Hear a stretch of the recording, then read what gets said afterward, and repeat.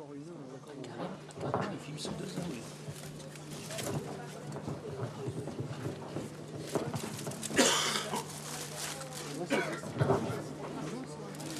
Merci Alicia. Non, c'est moi. C'est pas grave. Bon, donc cette conférence gesticulée va durer environ 2 heures. Il va y avoir un entracte, donc à peu près au milieu, d'ici 1 heure. Donc je pense qu'on peut y aller là. C'est parti. Pour l'introduction, je voudrais vous dire que j'ai 2 enfants en bas âge. Alors je vous dis ça parce que généralement à la fin de cette conférence, quand je ne commençais pas par ça, on me demandait si j'avais des enfants et comment j'avais pu en faire avec un discours pareil. Donc j'en ai. Ça c'est dit. Ce soir, je vais vous parler de la fin du monde. C'est pour ça, c'est très gai. Alors la fin du monde, oui, mais laquelle? Il y en a plein en fait. Moi, ça va plutôt être autour du pétrole. Oui, c'est le titre. Mais peut-être il y en a d'autres. Alors je sais pas. Je vais aussi parler un peu d'autres scénarios catastrophes. Donc pour vous, voilà, dans votre tête, ce serait quoi la catastrophe majeure du XXIe siècle, celle qui pourrait amener la fin du monde? Alors soyons précis, c'est pas la fin du monde, c'est la fin de notre monde tel que nous le connaissons. Voilà, un choc violent, des chocs violents. Donc peut-être pour vous, là, dans la salle, ce serait quoi le gros choc violent qui nous attend? Nucléaire. Le nucléaire. L'eau potable. 2012, la fin du monde. Les nanotechnologies. La réélection de Sarkozy. La réélection de Sarkozy. Ah oui. Le réchauffement climatique. La béatification de Sarkozy. Certains disent aussi que nous vivons actuellement la 6e extinction massive d'espèces. La dernière, c'était au temps des dinosaures. Donc vous voyez, c'est pas ce qui manque, quoi, les scénarios de fin du monde. Bon. Donc moi, en travaillant un peu sur ce thème-là, j'ai l'impression qu'il y a un scénario catastrophe qui va arriver avant les autres. Peut-être Sarkozy risque d'être réélu avant, on va voir. Ce qui fait qu'au final, l'ensemble de cette conférence, ça va être jouissif ou déprimant. Ça va dépendre de vous. Ça va dépendre de vous, mais je vous propose de voir à peu près maintenant quel type de soirée on va passer ensemble. Donc si je vous demande, si je vous pose la question, êtes-vous optimiste quant à l'avenir de l'humanité? Ouais, je sais, c'est un peu débile comme question. Mais c'est pas grave. Si vous deviez choisir entre pessimisme quant à l'avenir de l'humanité ou optimisme, qu'est-ce que vous choisiriez? Donc je vais faire un petit vote à main levée d'abord. Donc ceux qui sont optimistes, lèvent la main. D'accord. Que les pessimistes lèvent la main? D'accord. Bon, on va naviguer entre l'optimisme et le pessimisme. Il y en aura un peu pour tous les goûts. Ce que je voudrais vous dire ce soir, c'est un peu ce qui se dit entre initiés, entre spécialistes, entre experts, sur la fin du pétrole. Un peu aussi d'autres choses. En 1972, il y avait un cercle d'économistes et de décideurs qui s'appelait le Club de Rome et qui disait que notre société allait s'effondrer dans le cours du XXIe siècle, soit par épuisement des ressources naturelles, soit par dégradation de l'environnement. Bon. Il semblerait qu'on épuise nos ressources naturelles avant qu'on dégrade l'environnement. Ce qui ne signifie pas que l'environnement, on l'entretient, on est bien d'accord. Ça devrait arriver avant. Voilà. Donc, ce qui m'a fait m'intéresser à cette question-là. Bon, mais j'ai pas toujours été pessimiste.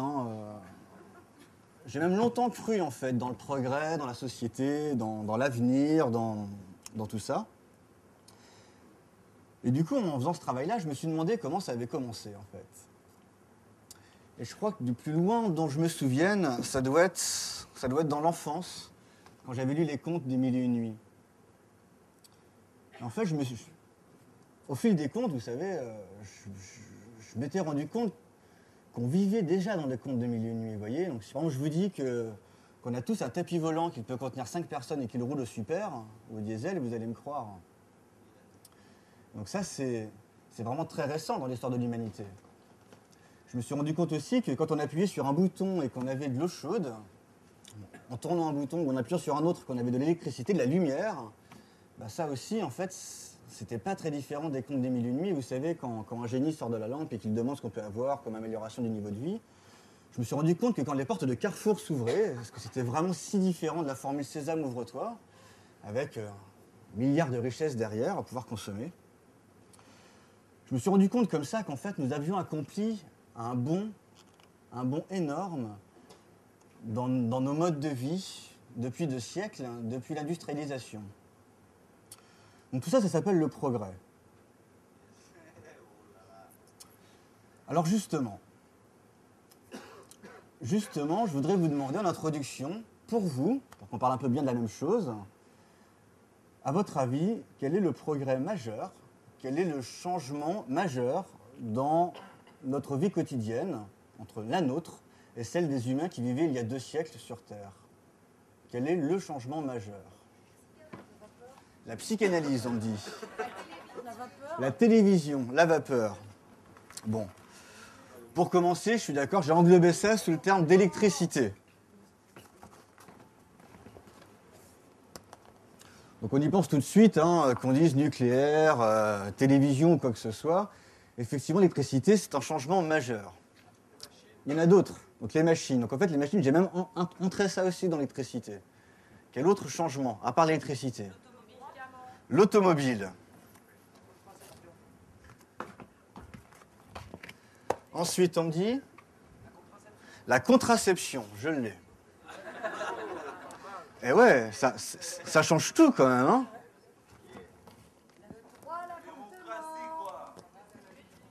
La démocratie, ça n'a pas 2 siècles, hein, c'est un peu plus vieux. Il faudra peut-être un peu se renseigner. Quoi d'autre?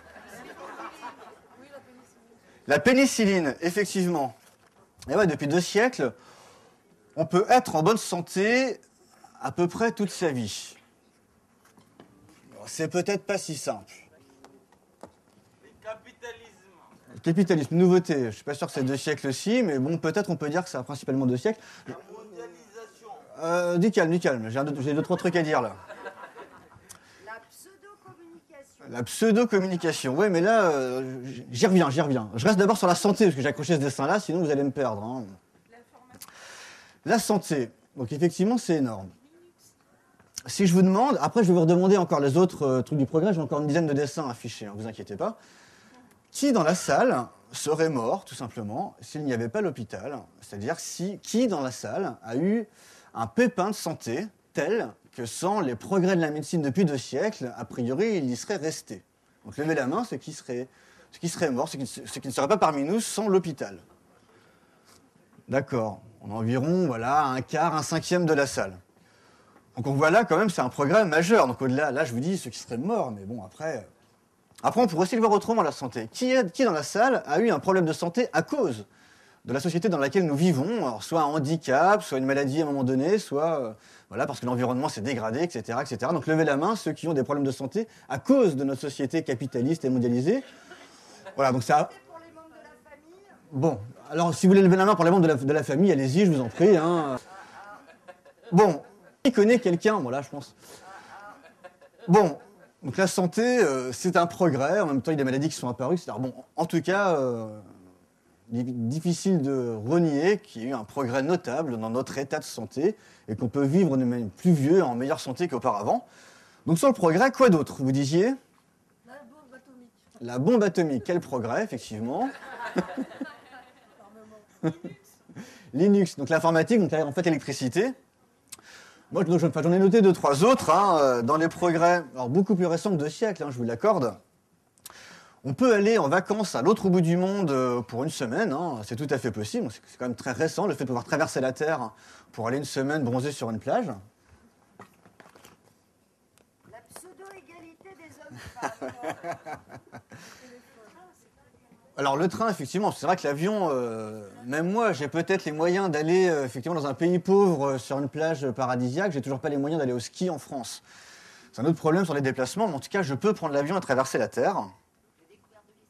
La découverte de l'espace. Donc j'ai pas des dessins pour tout, je vous demande un peu quand même, mais c'est bien, voilà, comme ça, on se lance. La diversification alimentaire. La diversification alimentaire, je l'ai. Et ouais. Et ça, c'est du progrès. On peut manger ce qu'on veut, quand on veut, à tous les repas. Alors, on peut blaguer sur le McDo. Toujours est-il qu'il y a quelque chose de vraiment très nouveau dans l'histoire de l'humanité, c'est qu'on peut manger de la viande à tous les repas. Alors, peut-être plus des steaks McDo que des entrecôtes bio, etc. Mais ceci dit, on peut manger de la viande à tous les repas. C'est quand même... pas partout, on est bien d'accord. Hein. Là, je parle de notre mode de vie à nous. Hein. Bon, c'est tout pour l'alimentation. Je n'ai pas d'autres dessins. Mais après, vous pouvez continuer. Hein. Fruits, gros prix. Fruits, comment? Gros prix. Gros prix. Ah oui, oui. Donc j'en parlais tout à l'heure, le chauffage. Hein? Donc, Sauf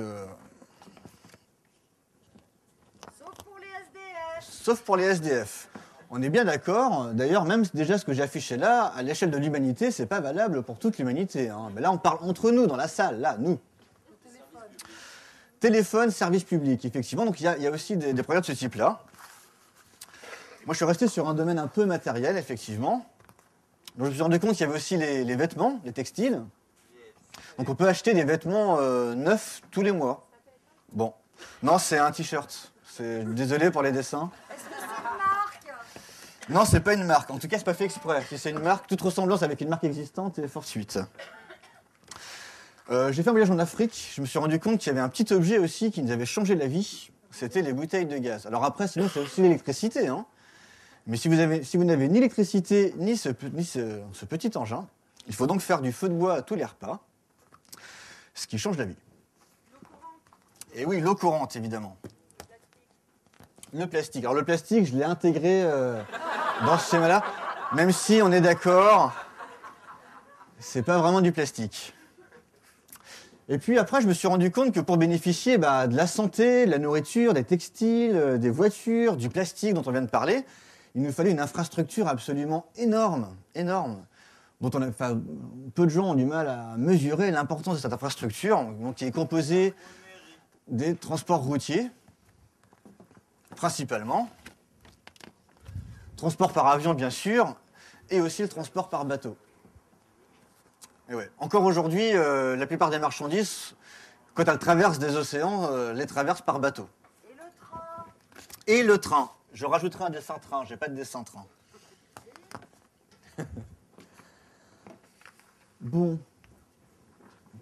Et donc moi voilà, les contes des mille et une nuits, on avance, on réalise des rêves fabuleux inaccessibles depuis l'histoire de l'humanité, et là depuis 2 siècles on les réalise tous, quoi. On vit dans un monde fabuleux quand même, hein. Effectivement, depuis la 6e d'ailleurs, j'ai toujours écrit à la case métier, vous savez, à la rentrée on vous demande le métier que vous voulez faire plus tard. J'ai toujours écrit ingénieur en informatique, parce que j'ai vraiment cru à ce truc-là. Il me semblait que le progrès majeur, certains l'ont dit, hein, Linux, tout ça, ça semblait être du côté de l'informatique.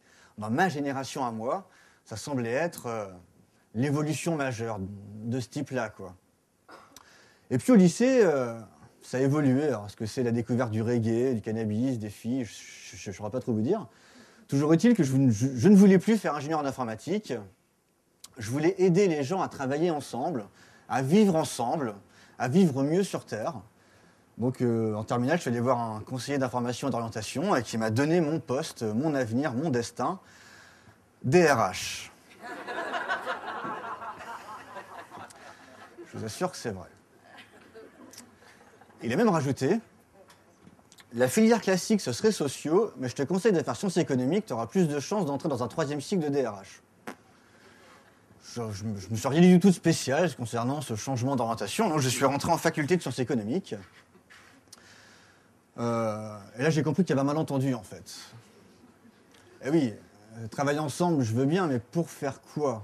C'est peut-être ça qu'elle avait mal compris, la dame, en terminale, ou qu'elle n'avait pas bien voulu comprendre.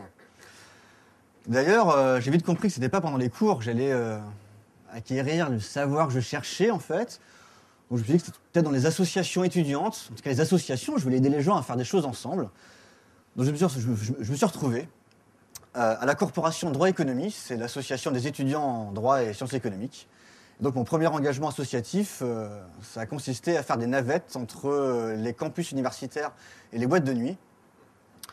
Voilà, pour amener les étudiants sur des boîtes de nuit. Donc j'ai vite compris que c'était pas vraiment dans ce sens-là que je voulais aider les gens à faire des choses ensemble, quoi. C'est pas ça qui m'a fait arrêter de croire au progrès, en fait. Ce qui m'a fait arrêter de croire au progrès, vraiment, c'est quand j'ai commencé à m'intéresser à la question du pétrole. Effectivement, les cours en sciences économiques ne me passionnaient pas guère. Mon investissement à la code, pas beaucoup non plus. Donc je me suis mis à vouloir comprendre le monde pour savoir dans quel sens il fallait le modifier, par où il fallait aller, quoi. Et donc j'ai travaillé depuis maintenant une dizaine d'années sur la bourse et le pétrole, en disant que c'était deux sujets un peu compliqués auxquels personne n'y comprenait rien et pourtant qui dirigeaient le monde. Donc je voudrais vous en parler un peu ce soir. Si je vous dis que tout ça, que derrière tout ça, toutes ces applications-là, en fait, il y a du pétrole. Ben ouais. Le pétrole, c'est génial. C'est génial pour différentes raisons. C'est génial parce que c'est très liquide, ça sort sous pression. C'est très facile à récupérer, contrairement aux autres énergies, hein. C'est très facile à transporter puisque c'est liquide, justement. C'est très facile à transformer pour différentes raisons. Ce qui fait que depuis 2 siècles, en fait, toutes les évolutions majeures, matérielles, hein, je ne parle pas des droits sociaux, etc., dans nos modes de vie, mais quoi qu'encore, c'est lié, j'y reviendrai plus tard, c'est lié au pétrole. D'ailleurs, si je vous dis, donc voilà, voici un baril c'est 160 litres de pétrole. Parmi toutes ces applications-là, à votre avis, laquelle consomme le plus de pétrole? Vous allez me répondre? L'avion, pas du tout. Le premier, c'est le transport. Ça, c'est assez facile. Le transport, c'est 50% de mon baril, à lui tout seul. Donc, super, gasoil, enfin tout ça, hein. Ça, c'est un dérivé pétrolier. Et donc voilà, donc environ la moitié de mon baril déjà s'est transformé en carburant, voilà, pour les voitures, les camions, etc. Ensuite, chauffage, bravo. Le deuxième, c'est le chauffage. Donc en dérivé pétrolier, ça s'appelle du fuel. En France, 1/3 des maisons sont chauffées au fuel, 1/3. Ensuite, l'alimentation, non. Le plastique, souvent on pense à ça, mais pas du tout. Le plastique, c'est une très faible proportion de mon baril de pétrole. Les voitures, je l'ai intégré dans le transport ici, hein. C'est l'avion, vous l'avez dit, c'est l'avion. Donc le kérosène. Le kérosène, c'est 15%. Donc déjà, ces trois-là, on est déjà à 80-90% du pétrole quasiment. Uniquement sur ces 3 usages-là. Donc quand on voit les tonnes de plastique produites chaque année, on peut commencer à avoir une idée des quantités de pétrole brûlées chaque année. Hein, c'est absolument énorme. Derrière ça, je rajoutais l'électricité. Alors vous allez me dire, en France, c'est pas vrai, l'électricité, c'est fabriqué avec du nucléaire. Et vous avez raison. Mais à l'échelle mondiale, 42% de l'électricité est fabriquée, et encore fabriquée aujourd'hui, avec du pétrole. Donc la première source de production d'électricité, c'est le pétrole. Donc ces 4-là, ces 4 premiers usages, on appelle ça du pétrole énergétique, c'est-à-dire que c'est du pétrole qui est brûlé. Voilà.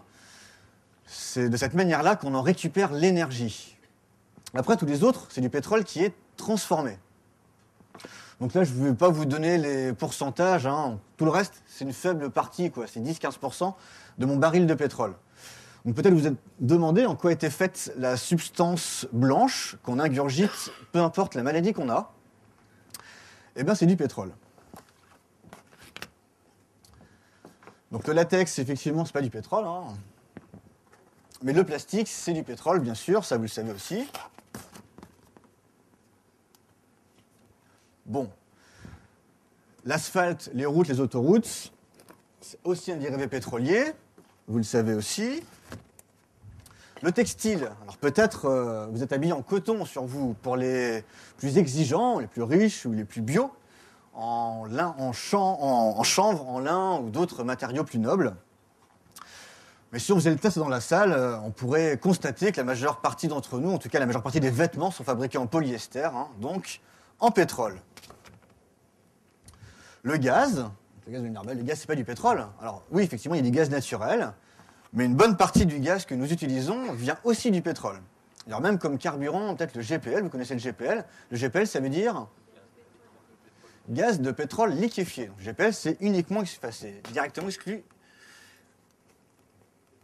ça vient directement du pétrole. Alors évidemment, le transport maritime, ça roule aussi au mazout. Donc le mazout, c'est aussi le nom du dérivé pétrolier qui sert à faire tourner les centrales thermiques, donc à produire de l'électricité. Donc, tous les bateaux avancent au mazout.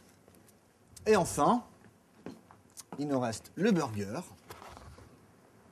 Alors le burger, l'alimentation mondiale, on pourrait croire que ça consomme peu de pétrole, je veux dire, mais c'est complètement faux. Donc même si en proportion de mon baril, c'est assez faible, certains disent, je leur donne raison bien sûr, que l'agriculture moderne consiste à transformer du pétrole en nourriture, tellement notre nourriture moderne contient de pétrole.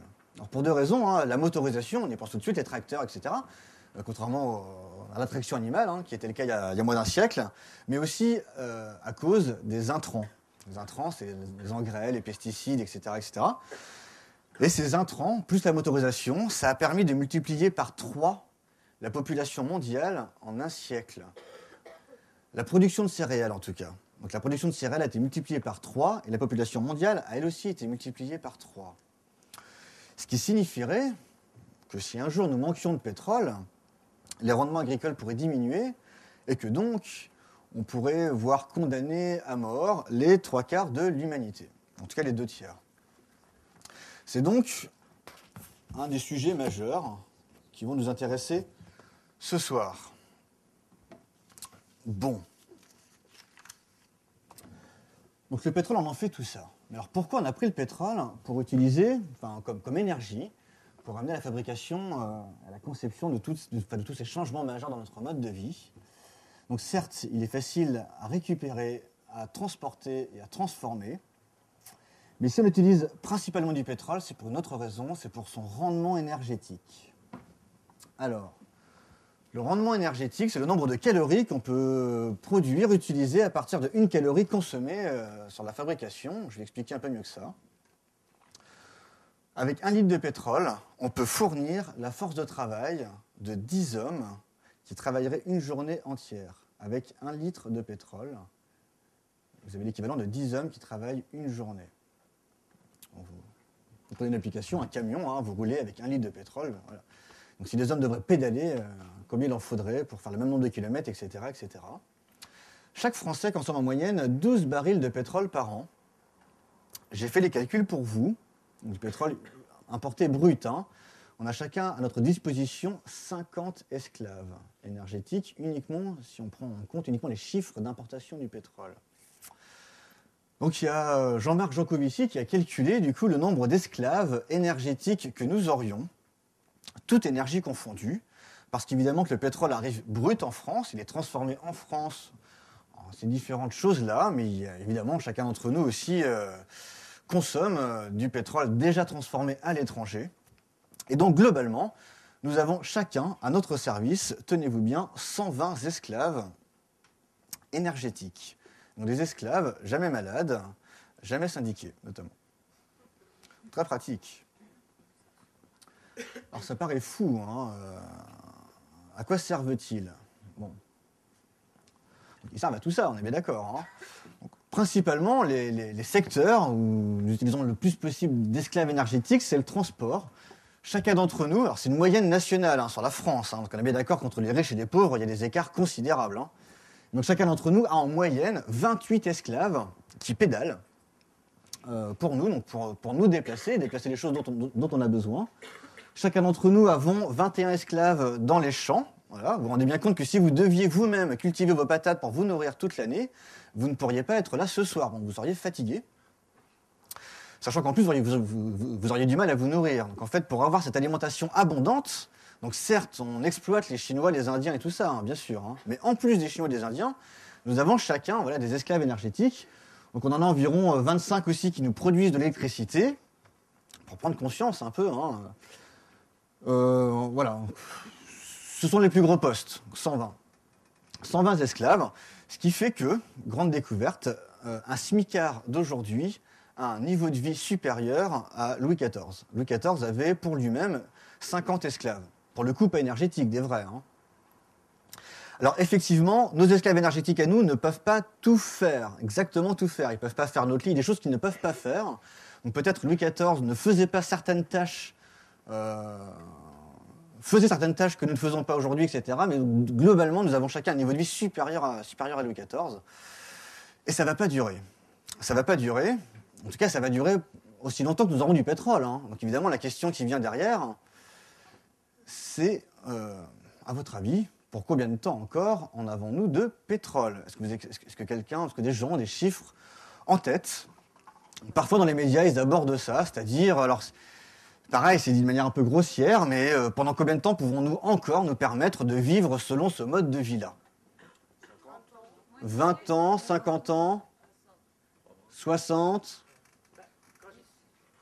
10. J'ai souvenir quand j'étais à l'école, dans les années 70, on nous disait déjà dans 30 ans c'est terminé. En 70, on nous disait dans 30 ans c'est terminé. 30-50. 30-50, J'ai ce quoi. souvenir. Voilà. J'avais un prof éclairé. Ben oui.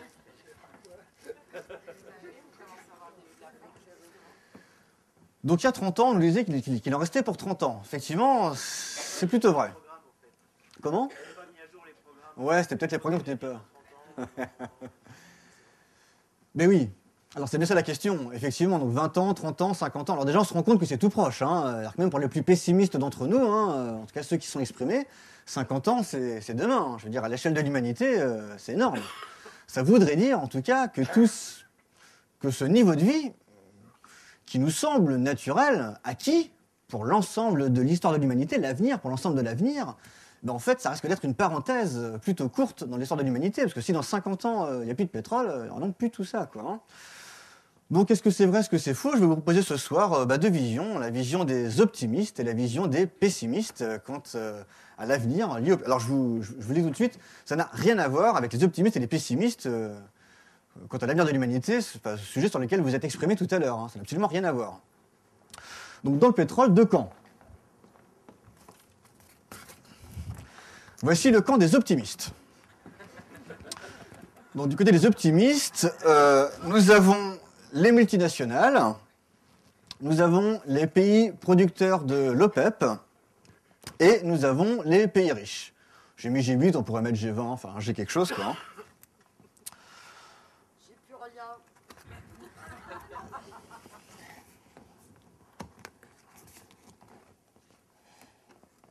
Alors eux, effectivement, nous disent qu'il en reste aujourd'hui encore pour environ 40 ans. Ça, c'est les optimistes. Alors, comment ils calculent ça? C'est assez simple. Les optimistes et les pessimistes sont à peu près d'accord pour dire qu'il reste sous terre environ 1200 milliards de barils.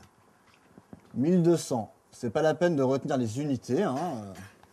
1200 milliards de barils. On consomme en moyenne 30 milliards de barils par an. D'accord ? Donc, il suffit de diviser ce qui reste sous terre par ce qu'on consomme chaque année. Donc, je divise par 30. Ça fait 40. 40 ans. La vision des optimistes est donc celle-ci. On a du pétrole sous terre pour vivre de cette manière-là pendant 40 ans. On est actuellement le 3 mars 2010. Donc, si on en a pour 40 ans, ça veut dire qu'on ne va rien changer à notre mode de vie, c'est pas la peine. Et puis donc, le 3 mars 2050, quelqu'un, quelque part dans le monde, utilisera le dernier litre de pétrole. Et le 4 mars 2050, plus personne sur Terre ne pourra utiliser sa voiture, plus personne ne pourra se chauffer, en tout cas ceux qui sont chauffés au fioul. Nous n'aurons plus d'électricité, en tout cas pour ceux qui fonctionnent avec des centrales thermiques, peut-être pas en France, mais quoi que je vais y revenir aussi, mais en tout cas dans une bonne partie de la planète. On ne pourra plus avoir de nourriture, en tout cas nettement moins. Il n'y aura plus un seul avion qui va décoller. On n'aura plus de plastique, plus rien du tout, plus de médecine, plus de vêtements, plus d'autoroutes, plus de transport à bateau, plus de gaz. C'est donc la vision optimiste de l'avenir. Et donc au-delà du fait d'être débile, c'est un autre inconvénient, c'est de nous laisser croire que notre génération est tranquille, voilà, que ça va être pénible pour nos enfants. Ah, ben ça va, c'est mes enfants.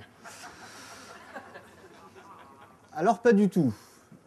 Selon le point de vue des pessimistes, non seulement nos enfants, c'est déjà un grave problème quand même, hein, c'est comme nos enfants, et puis surtout ça va nous concerner nous-mêmes. Donc c'est même pas nos enfants, c'est nous-mêmes qui allons le vivre pour 3 raisons. Alors, les pessimistes, les voici.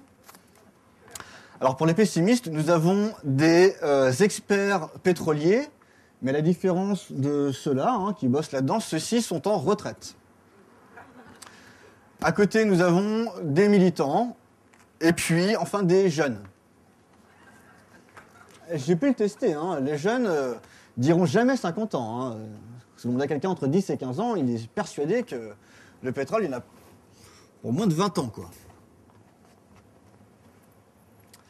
Alors, les pessimistes, que disent-ils?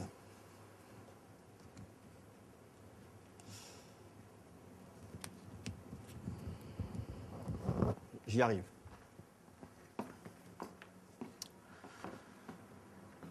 Premièrement, sur les 1200 milliards de barils là, de réserves, ce chiffre est faux. Ça donc. Il inclut les réserves dites politiques. Alors les réserves politiques, ça vient de l'OPEP, donc ceux-là, les pays producteurs de pétrole, qui ont décidé en 1983 que les quotas d'extraction de pétrole de chacun des pays seraient proportionnels à leurs réserves.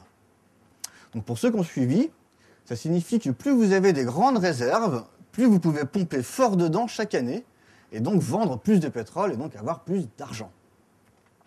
Alors ce qui est fou, c'est que dès 1984, tous les pays producteurs de pétrole ont annoncé des découvertes gigantesques de nappes pétrolières. Et l'autre truc qu'il faut rajouter à ça, c'est que ces pays-là ont décidé de ne pas se doter d'un organisme indépendant qui pourrait vérifier ces chiffres. On estime ces réserves politiques à environ 400 milliards de barils. Donc déjà, de 1200, il ne resterait plus que 800 milliards de barils réels, quoi. Donc déjà, 800 milliards, si on divise par 30, déjà, il n'y en a plus que pour 20 ans à peu près, un peu plus, 25 ans. Deuxième truc que nous apprennent les pessimistes, c'est qu'il y a une bonne partie du pétrole qui ne sera pas récupérable. Ben ouais. C'est que la vision des optimistes laisse croire que le pétrole s'écoulerait, sortirait de terre, comme s'il sortait d'un jerrycan, quoi. Mais ça ne se passe pas comme ça. Le pétrole, il y a des endroits où il n'est pas accessible, où ça coûte trop cher, etc., etc. Et donc, on estime qu'il y a environ 40% du pétrole, en l'état actuel des connaissances, qui ne sera pas récupérable. Donc, on est déjà là plus qu'à 15, 18, 20 ans quoi, de pétrole devant nous. Et puis surtout, ils nous apprennent une troisième chose, les pessimistes, c'est le pic de Uber. Bon, c'est un des secrets les mieux gardés, mais qui commence à se divulguer quand même. Donc, je vais vous expliquer ce soir le pic de Uber. Donc Uber, c'est un géologue américain. Et ce géologue a annoncé en 1956 que la production de pétrole en Amérique allait décliner à partir de 1970. Bon, comme ça paraît pas très important, on s'en fout. Sauf que pour les plus anciens dans la salle, ils savent que le pétrole, c'est pas au Moyen-Orient qu'il l'était il y a 30 ans, par exemple. C'était aux USA. Dallas, Lucky Luke, la ruée vers l'or noir, c'était les USA. Donc c'était absolument impensable, en 1956, de dire que le pétrole arrêterait de couler un jour. Et là où c'est incroyable, surtout, c'est qu'il ne s'est pas gouré de 6 mois. À partir de 1970, précisément, la production de pétrole en Amérique a commencé à chuter. Donc évidemment, à ce moment-là, on a commencé à s'intéresser sérieusement à ces travaux, quoi. Effectivement, en 1970, ce monsieur a annoncé que le pic de Uber, au niveau mondial, serait atteint en l'an 2000, c'est-à-dire qu'à partir de l'an 2000, la production mondiale de pétrole allait commencer à décliner. Alors comment il en est arrivé là? C'est la petite partie technique, ça ne va pas durer longtemps. C'est des petits schémas.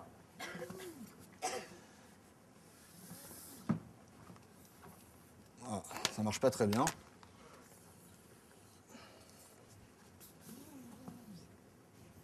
Voilà.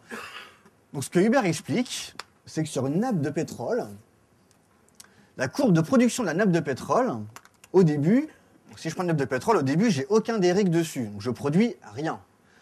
Je vais commencer par installer mes derricks sur ma nappe de pétrole. Plus j'aurai de derricks, plus je vais produire de pétrole. Donc le temps que j'installe tous mes derricks, la production va augmenter. Et puis à un moment donné, je vais arrêter d'en construire. Peu importe la nappe de pétrole, je vais mettre une quantité de derricks et je ne vais pas en mettre plus. Donc à ce moment-là, tous mes derricks vont produire au maximum de leur rendement. Donc je vais atteindre une sorte de plafond qui va durer un certain temps. Et puis au bout d'un moment, alors imaginez, ça ne se passe pas comme ça, mais dans le principe, ça pourrait marcher. Que la nappe de pétrole, c'est une sorte de trou comme ça, vous voyez. Donc vous avez des derricks sur le bord, puis donc le niveau va diminuer comme ça. Donc au bout d'un moment, des derricks ne pourront plus accéder à la nappe de pétrole, quoi. Ce qui fait que les derricks qui seront au milieu de ma nappe vont pouvoir continuer à piocher dans le pétrole, et puis ceux qui sont sur le bord n'y auront plus accès. Ce qui signifie que la production va décliner lentement. Voilà. Donc ce qu'a démontré Hubert, tout simplement, c'est que voici la courbe symbolisée de la production de pétrole sur une nappe. Et Hubert a dit, si on veut connaître la courbe de production des USA, il suffit de cumuler la production de tous les champs de pétrole.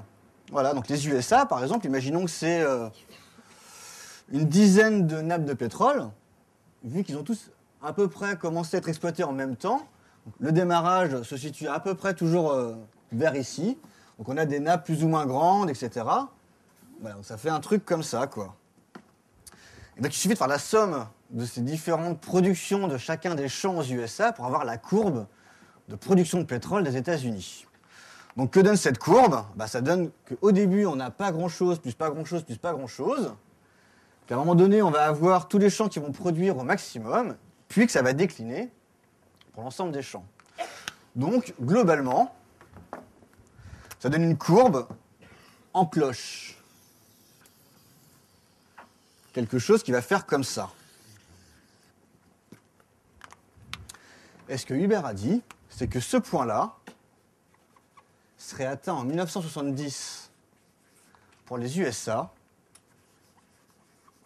et en l'an 2000 pour le monde. Il s'est trompé. Il s'est trompé, d'après les pessimistes, donc les experts pétroliers en retraite, qui ont monté une association, l'association pour l'étude du pic pétrolier, donc voici le pic pétrolier. Il s'est trompé parce qu'en 1956, il ne pouvait pas anticiper les deux chocs pétroliers de 73 et de 79, qui ont donc forcé le monde moderne à économiser de l'énergie. Ce qui fait que même moi, qui n'ai pas connu les publicités à la télé à ce moment-là, j'étais trop jeune, j'étais même pas né pour une partie d'entre elles, je connais quand même leur slogan, qui dit que par exemple en France, on n'a pas de pétrole, mais on a des idées. Alors, ce que je vais vous montrer ce soir, c'est qu'on n'a pas de pétrole, ça c'est vrai, mais des idées, on n'en a pas beaucoup non plus. Alors, ça donnerait quoi, la courbe de production du pétrole au niveau mondial, réactualisée avec les deux pics pétroliers ? C'est très simple.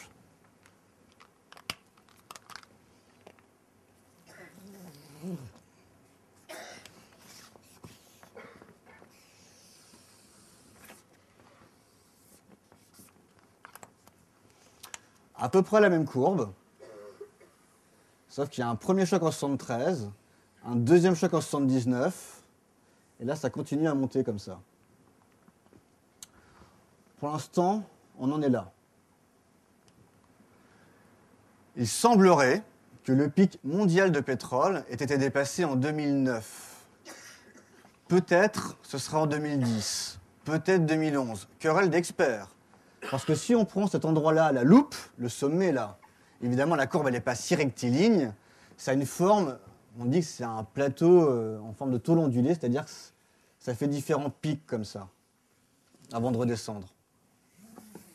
Bien malin, celui qui pourra dire lequel de ces pics sera réellement le plus haut. En tout cas, ce qu'on sait, c'est qu'on est déjà dans cette phase-là.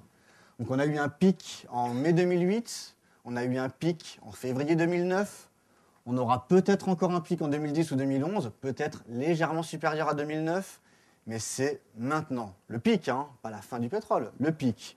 Donc il reste beaucoup de pétrole, on est bien d'accord, parce que si on atteint le pic, ça veut dire qu'on aurait déjà utilisé tout ça en pétrole, mais qu'il en resterait quasiment autant. Donc il reste beaucoup de pétrole. Le problème, donc, ce que disent les pessimistes, c'est pas la fin du pétrole, c'est la fin du pétrole bon marché. Parce que la demande de pétrole, elle, pour l'instant, ce qui est prévu, c'est un scénario plutôt de ce type-là.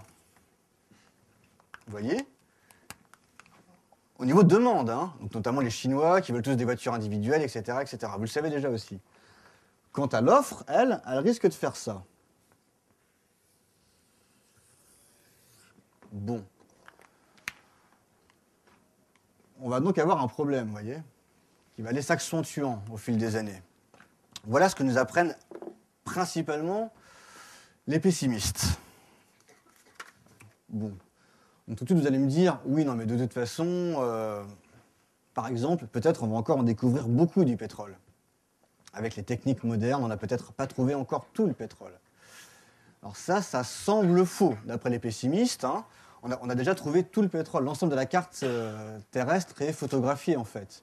On a même d'ailleurs une courbe des découvertes, ça s'appelle, une courbe des découvertes, qui ressemble, comme 2 gouttes de pétrole, à la courbe de production. C'est-à-dire que les champs qui sont exploités ont d'abord été découverts 30 ans plus tôt. Et donc la courbe des découvertes, elle ressemble à cette courbe-là, elle a juste 30 ans de retard. Ça veut dire que là, on est par exemple dans déjà ce truc-là, là, comme ça, là. Ah, ça fait comme ça, quoi. Voilà. Donc le maximum des découvertes, là, c'était en 1960, par là. Donc depuis 30 ans, les découvertes ont chuté. Il n'y a plus grand-chose à découvrir. Peut-être des mini-nappes, etc., ici et là, mais en masse, tout est découvert. Donc c'est pas ça qui va nous sauver. Après, vous allez me dire, oui, mais s'il n'y a plus de pétrole, on pourra prendre d'autres énergies. Je veux dire, on peut prendre du charbon, du gaz, de l'uranium, je sais pas quoi, d'autres choses. Alors non. Deuxième objection, ce principe de pic de Huber, il est valable pour toutes les énergies fossiles. Donc c'est valable pour le gaz, pour le charbon et pour l'uranium notamment, qui sont les 4 sources avec le pétrole, largement les plus utilisées dans le monde, quoi. Hein. À L4, c'est plus de 90% de l'énergie dans le monde, hein, qui est fabriquée par ces 4 sources d'énergie-là.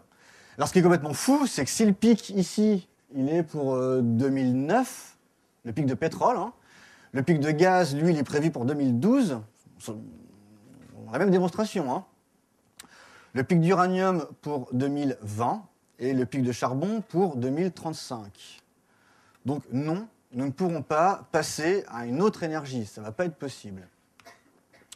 Alors il y a peut-être d'autres objections, hein, il y a peut-être d'autres solutions pour éviter cette catastrophe à venir. Parce que ce que je suis en train de dire là, en fait, c'est que si en 2009 on est déjà ici, là, dans les années qui viennent donc, il va y avoir une tension entre l'offre et la demande.